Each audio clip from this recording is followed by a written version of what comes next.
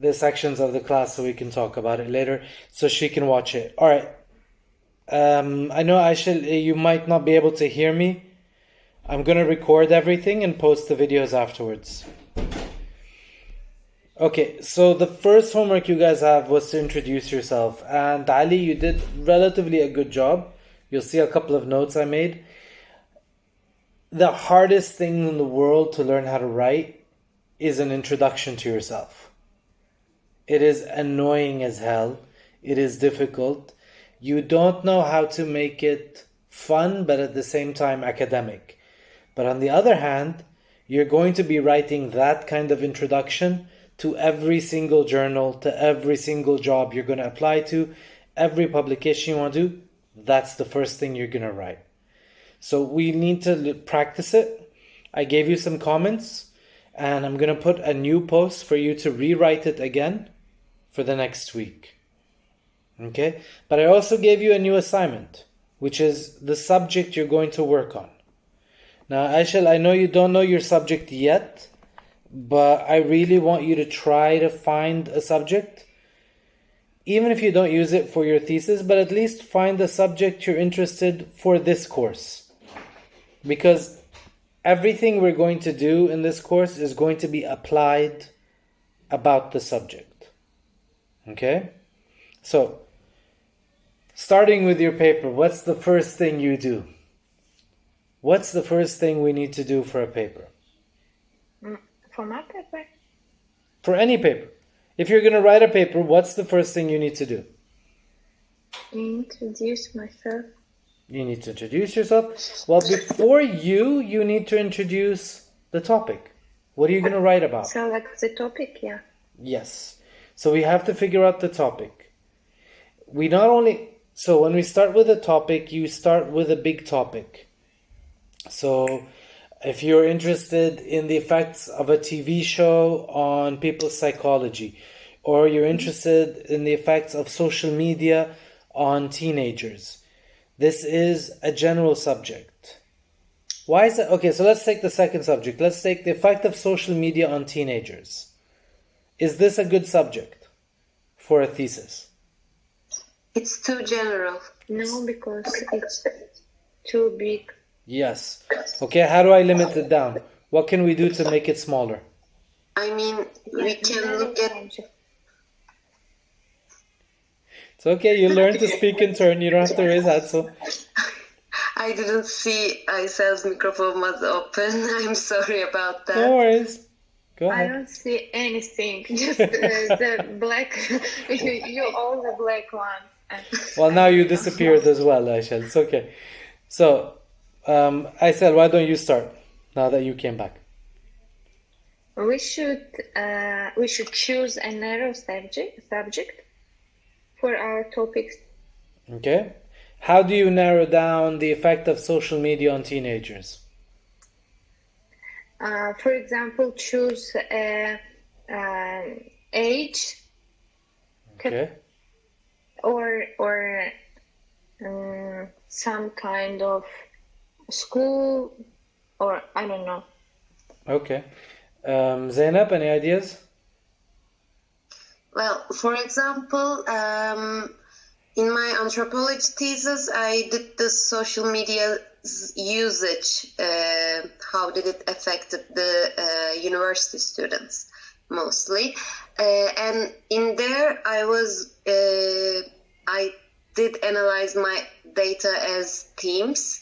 So I looked at the social media, the online learning, online classes, and looked a little bit deep in the social media. For example, I looked at the beauty standards, the trolling, hate comments.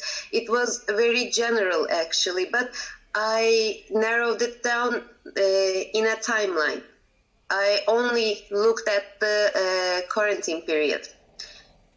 Now I want to do in my thesis is like the beauty standards, how it's affecting the teenagers, or I didn't narrow the age down actually, but we can look at the different effects and look one of them only.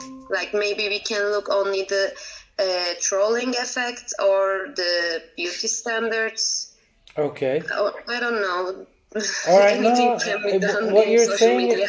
what you're saying is good. What you're saying works. But my question for you is, in your thesis in anthropology, how did you limit the number of people? Where did you choose your body from? The number of people, the type of people you selected to interview? I actually prepared a Google survey. Okay. And I shared it on my social media via WhatsApp, the school groups, and so many people did the survey, actually took the survey, but I narrowed it down with age, and I had a little bit quota sampling there. I had my filters. I did look the age range of 18 to 24, and I didn't pick a gender, and I only choose university graduates or university students. Okay. That was about. It was not a big. That's already actually, really big. area. Did you pick in Istanbul or in all of Turkey? Actually, it was in Istanbul because not that much people took the survey. They mostly was in Istanbul, and with the filters, I only had Istanbul. Okay, so how many surveys did you get in total? I think it was the surveys took about 40 to 50 people. I don't remember actually the quite number, but I did my in-depth interviews with 12 people. Okay.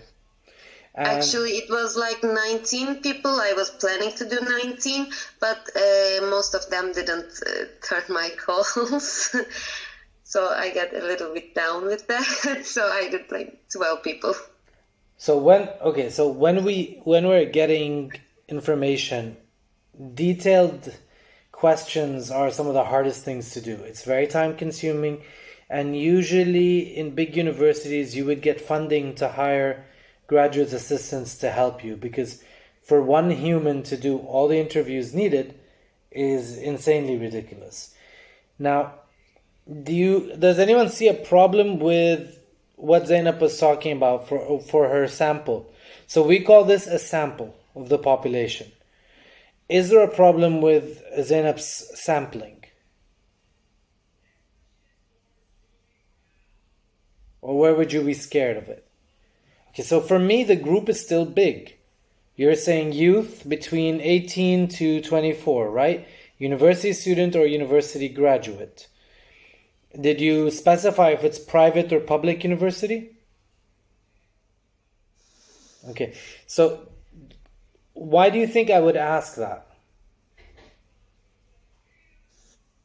Why would I ask if it's public or private university?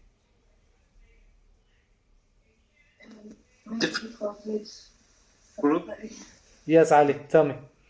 different social or economic groups. Yes, exactly. So different social and economic groups also, depending on where the universities are based. If they're based in the outskirts of Istanbul in a slightly more conservative, more religious area, or are they based in the heart of Istanbul in a more liberal area, these will affect. So what we're looking at, if I was your professor, my concern with your paper is extremely interesting. But my concern would be with the sampling. Does the sample really reflect all the students in Istanbul who are graduating from this? So when the number isn't too high, because the number of students, when we do sampling, it's a ratio of the number of people to the number of people we ask. So if it's 1 million people, we would need to ask about at least 10,000 to 100,000 to get the numbers, to get an accurate representation. If the number in total was 10,000 people, we only need to ask 100 people to get the accurate number. Do you see what I mean? So depending on how big the group of people we're questioning is, the number of people we question have to be bigger. So a way to make a paper more reasonable and more kind of achievable within a semester is to make the test group smaller and smaller. Or to use already researched data. So once we pick our topic and we narrow it down, we find our research question. That's the basis. That's the beginning of it. Great. We have our research question now. What's the next thing we do? We got our topic, we narrowed it down, we got a research question. Now what do I do?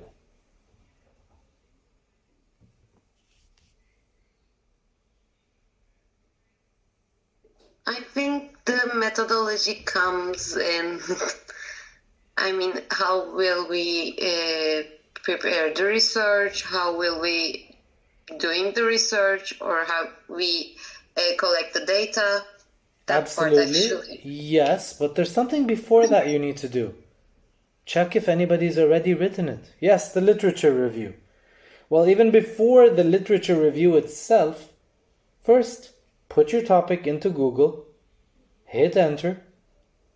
You might find that somebody wrote the exact paper that you're thinking about, which isn't a bad thing.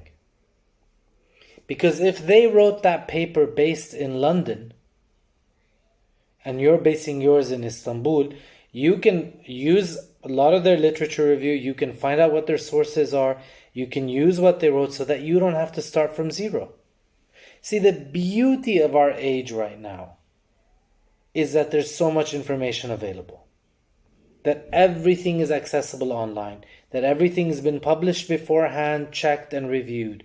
So now you can simply go to these resources, use what they did before, use their research, benefit from it, so that you can write your research. So the first thing we need to do, find a subject, narrow it down, narrow down the audience we're going to be testing for it, and find a specific question we want to question. These are my 4 things. Once I've done these, before we get to a literature review, let's start by first doing just a general research. And what we want to try our best to find is an article that's very similar to the one we're going to write. So I'm going to write, say, article instead of thesis or journal, blah, blah, blah. Just, I'm going to call it article from now on. So our academic article, if we can find 1 or 2 papers that are written that are similar in subject or similar in audience, that's beautiful. I can learn from their mistakes, I can read them critically, and I can go through the research they've done. This provides me with so much background, so much information, and saves me months and months of work. Now, once we have these, let's start thinking. What are things to start before your ethical review, before your literature review that you have to work on? What are questions you have to answer? First of all, is your paper authentic? Are you really writing it? Or did we accidentally hear the idea from someone else and rip them off without meaning it or while meaning it? By the way, be very careful in academia. You would think that academics and nerds would be honest people, but no, we steal each other's ideas all the time. When you're doing a research idea, my advice is do not tell others. As much as you can, keep it between you and your best friend if you want to bore them with it. But don't tell people you don't have to tell about your topics.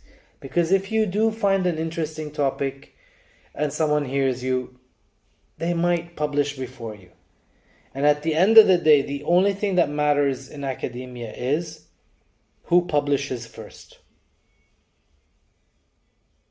So let's talk about plagiarism and copyrights. For a paper or an idea to be original, how much of the idea must be original? So you wrote your paper, right? I take you to court and I want to sue you because you stole my idea. So let's say you want to steal my idea. I have no ideas that are expensive, but go ahead if you want to steal any of them and be broke, go right ahead. Let's say you want to steal my idea. How much of my idea do you have to change for me not to be able to sue you?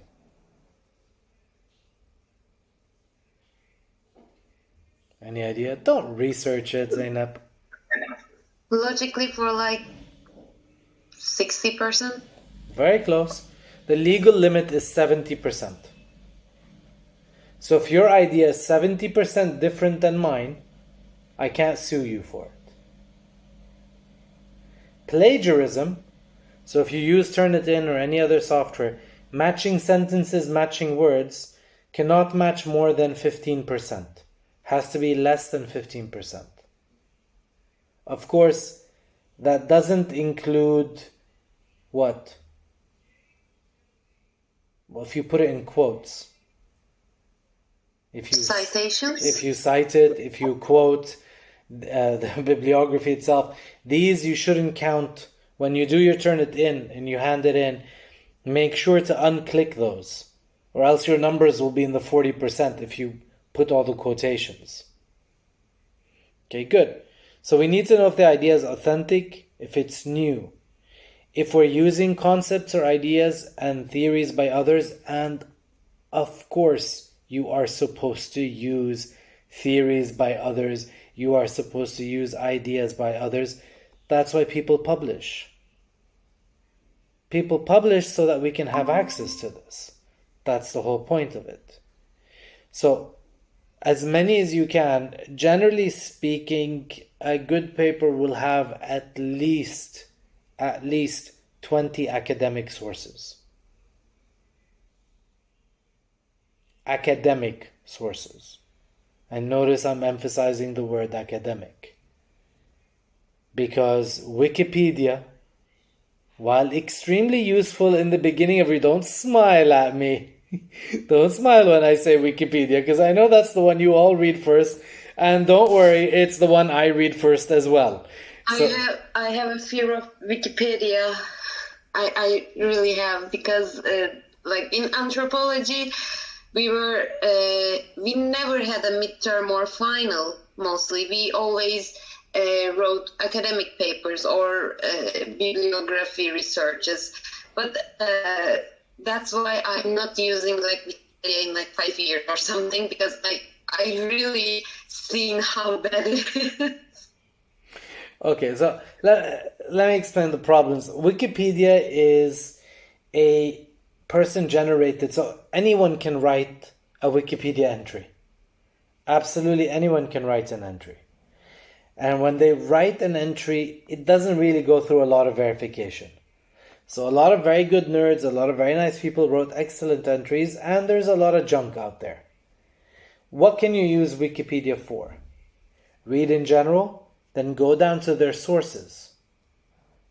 Wikipedia could be a great source for the actual listing, for the references and the sources.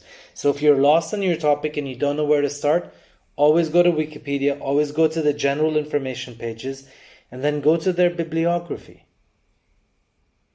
You want their bibliography. Good? So once we start researching the idea, we're not plagiarizing, we know it's authentic, we know the information is accurate. Last two things we have to check on. Is there a conflict of interest in what you're writing? Now this becomes more and more important when you write things like an environmental review or a censorship review of a movie or a TV show for a television. If you write a censorship review for the government or for a newspaper article, Ali, you write a review for a movie, and you say this movie should be banned.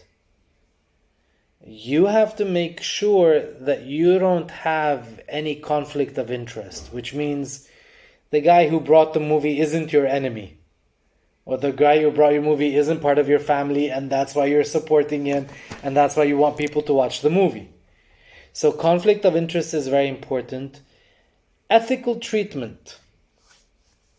how to do ethical treatment. Ethical treatment is very problematic, and it's becoming more and more complicated by the day, because you have to make sure that the questions and the information that you gather do not harm the people you gather them from, and do not harm future people. Have you guys heard of the Milgram experiment? Anthropology, you guys don't do this. It's more sociology, I guess. And the Milgram experiments were these amazingly immoral experiments that taught us so much about human beings. So I'm going to tell you what the experiment was. This was for a paper in university. They would ask for volunteers to walk into a room to do a test on behavior and memory. Okay? When you walked in, you were given the position of either the teacher who asks the question or the student who gets asked. So the person who gets to be the teacher, they're the experiment. The student is actually a liar. So we take them into separate rooms. The student is told to when they're supposed to scream, yell, or cry when we tell them to. The teacher is taken into a control room. They can't see the student. They have a bunch of words in front of them. So they tell you, for instance, apple, orange, banana, lettuce, bread. Repeat. And you have to say them in the correct order. If you make a mistake, they have an electric shocker on the board. And it says really mild, and at the very end of the dial, it actually says death. And halfway through it says danger, danger to health, extreme pain. And every time they make a mistake, you're supposed to raise the dial and shock them. Now, just to be clear, the room isn't locked, and you can leave at any point. There's nobody with a gun standing over you. There's nobody from the government standing there forcing you to do this experiment. So, you start with the first 10 words. Usually everyone gets them right. 12 words, everyone gets them right. 15 words, people start making mistakes. They get a little shocked. You shock them, and you hear the person on the speaker screaming that, oh, you shocked me, oh, that hurt, oh, that hurt. Now imagine, every time they add more words, so people make more mistakes, so the shock keeps going up until it reaches extremely painful, very painful, and then it reaches the point where it's actually lethal, and it says, will kill. 70% of people in the US reached lethal. They killed the other volunteer. Can you imagine that? No money, not a job, you're not in the army, you're not being told orders. In Germany, 90% reached kill button. In Japan had the highest number with 97% of the people killing the other person. Now what's the problem with this experiment? By the way, this experiment is the background for everything in psychology where we teach how to manipulate, how to educate, how to control, how to raise people. What's ethically bad with this experiment? The first rule is do not harm. I mean, everything is wrong. Well, I mean, physically no one got harmed. It was fake. They weren't being shocked. But they think they will be in harm. No, the actor knows he's not going to be in harm. Just the teacher thinks he's harming the student.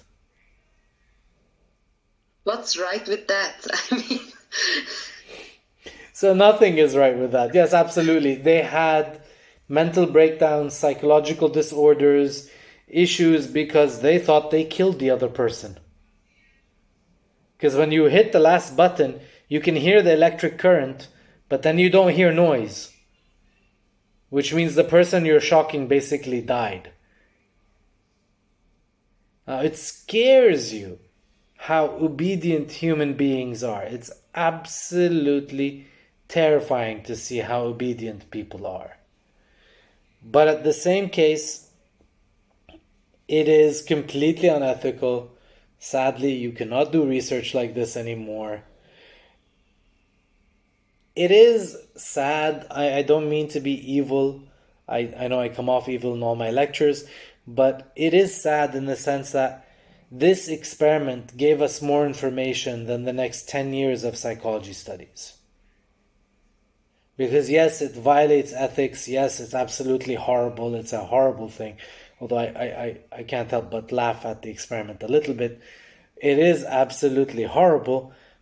But at the same time, it gave us so much information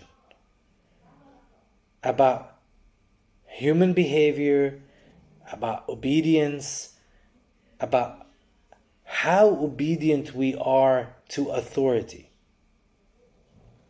How just because they're the teacher and they say so, people listen. So your ethical treatment is the last part of your paper. You want to make sure that none of the research people that you're working with, and when you publish your article, that none of the publication causes harm or damage to anyone in any way. So this is the ethical question you have to look at. Okay? Now, I've set up your homework for next week, which is finding a title for your paper and writing 150 words to 300 words for your research paper. I'm only going to give you this homework for next week because actually I want you to really, really think hard about this and really spend a lot of time building this and working on this before I give you, because the week after that you've got a ton of homework. This week, it's just this. Because once you make this decision, you're going to have to stick with it for the rest of the semester. So you can still limit your decision. You can still change a little bit within it. But if you change it fully, it means you'll have to start from zero, and that's just going to make your semester a living hell. Okay? So the first thing I need you for next week is to write a title. And by the way, a title for your paper is one of the most important things you will write. So we call this now a working title, which means a title that will change as you write the paper. Title, and I'm going to sound like a fairy tale. It shouldn't be too short, shouldn't be too long, shouldn't have too many details, shouldn't have too little details.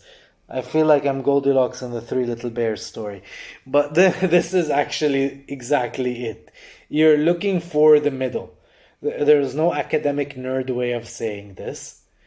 It just can't be too short, can't be too long, and needs to use specific words, not general words. So that when I read, you're going to do this now when you start your research, and you start reading the title and the abstract for a journal article. If they're not written well, they're going to frustrate the hell out of you.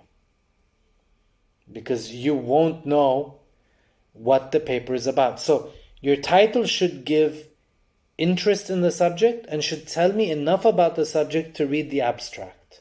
The abstract in nearly 90% of everything you're going to submit it to is always 250 words, which isn't a lot when you're trying to put 80 pages into 250 words. But your abstract should actually literally be a summary of the paper. The beginning, the reason for doing it, the methodology, the literature review, your findings, the final conclusion. All in 250 words. It's hell on earth. And your abstract is the thing you're going to rewrite the most. You will write it over and over and over and over. And it is annoying and it is painstaking. Where you put the comma, if you put an apostrophe, how does that change the sentence structure? Yes. I'm not being a pain in the ass, but this is actual academic writing. That's how it works. So for you to understand, so you're going to have two homeworks. One is going to be to rewrite your introduction with the notes that I gave you and try to rewrite it in a more academic way and still be interesting. For your sake and please for mine, because I have to read them. And if they're boring, I feel like committing suicide. And being a professor, when you read boring papers, it is the most suicidal tendency you can possibly have. is reading boring academic papers. So please save a professor. Don't make me take my own life or your lives, and write in an interesting way. So you're going to rewrite your introduction, and then you're going to write me a summary of your paper, which means you're going to take a lot of time to think about what your topic is, how you're going to narrow it down, and please, please, for your sake, make sure that you like your topic, that you're interested in it. And here's my advice. Once you figure out your topic, put it into Google, start seeing what exists out there in the world about it. Because once you start reading other people's titles for their papers, other topics that are published around the subject, it might help you narrow down your paper. It might give you fresh angles to look at when you're looking at your paper. So, now let me tell you, this is the easy part. This is this week's homework, and this will be the last easy week you have. Once we pass it, what is your next homework? You are 5 people in the class.